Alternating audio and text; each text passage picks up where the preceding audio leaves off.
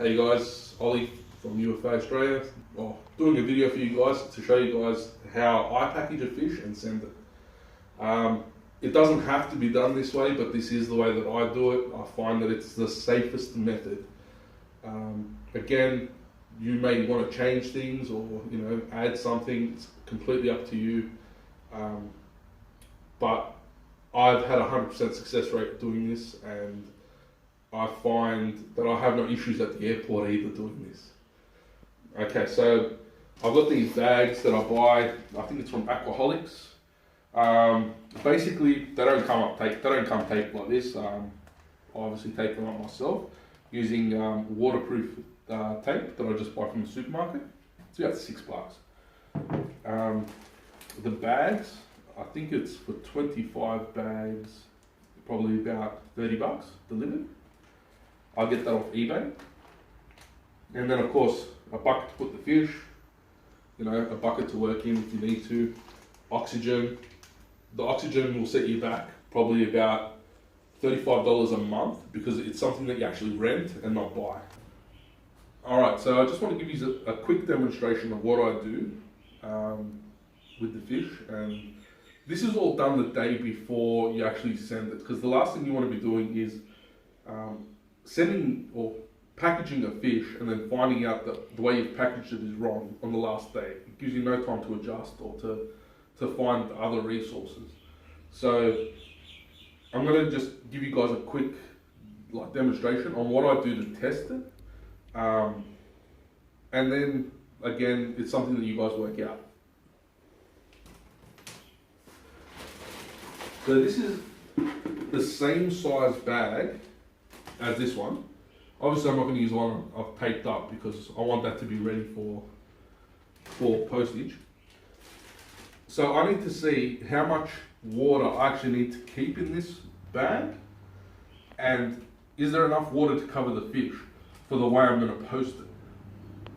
Okay, so what I'm going to do, transfer the fish into here. This is freshly taken out of the tank that the fish was in too, so make sure that you're not sending it in new water or anything like that. You don't want to be shocking the fish. Alright guys, so what I've done, I've put the fish into the bag. As you can see, he's a pretty large fish, not exactly small. So we need to make sure that we leave a lot of space for oxygen still. But the way that I actually package them is sideways, giving them room just in case they freak out, less likely to pop the bag. Okay, so what I actually need to do is I need to tilt this slowly, make sure that the end is sealed. Right, and this is just to see if the water is still covering him when the bag's sideways.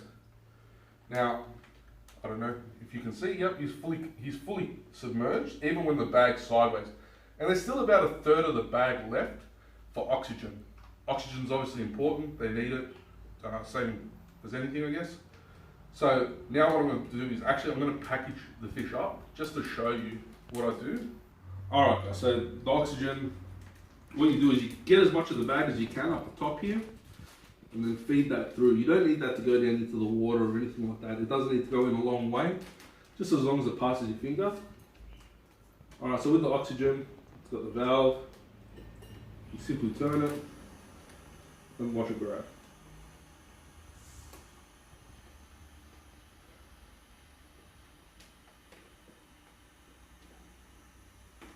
Okay, so I turn it off at that point. Now what you do is you gently spin the bag, not quickly because you still need to get the hose out. There you go, so you remove the hose. There we go, spin it, the air is trapped inside. Now generally what I do is I just grab the end here and I spin it on its own and fold it over itself. I use cable ties, they're just stronger, less chance of snapping. Alright, I'll put that around.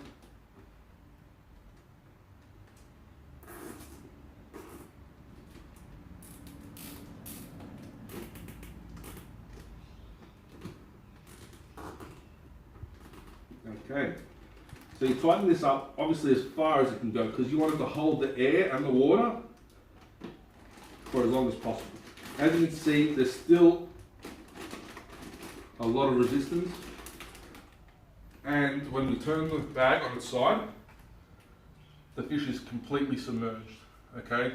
That's really important because the last thing you want to do is have a fish drying out by the time it gets the other person. Especially, the fish could be there for, 8 hours, 9 hours, depending on flights.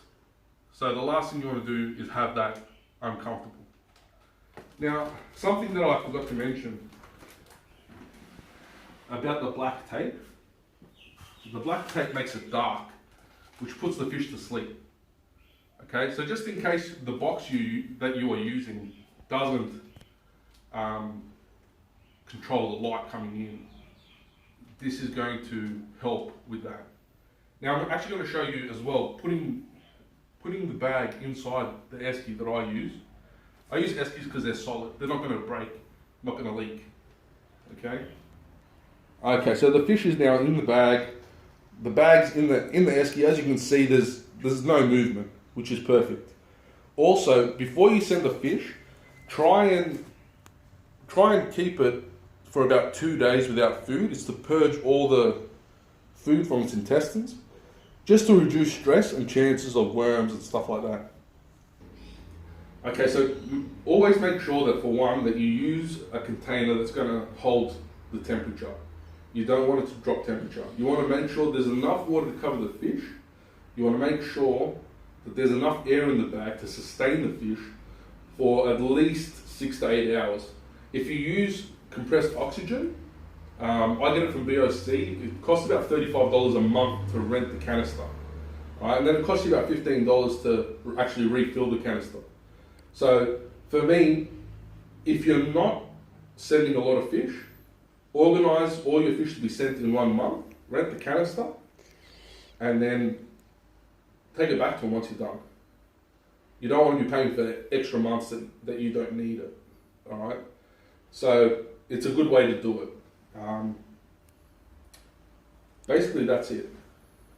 Okay, I use Qantas Go, other people use Virgin. Depends on where you're going, how far the fish has to go.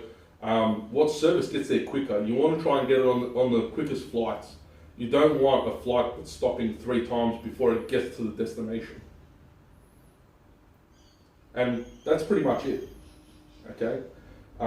If you have any questions, please ask Sharon, Yung, Brett, Jin. They can always ask me and get in contact, and we'll go from there.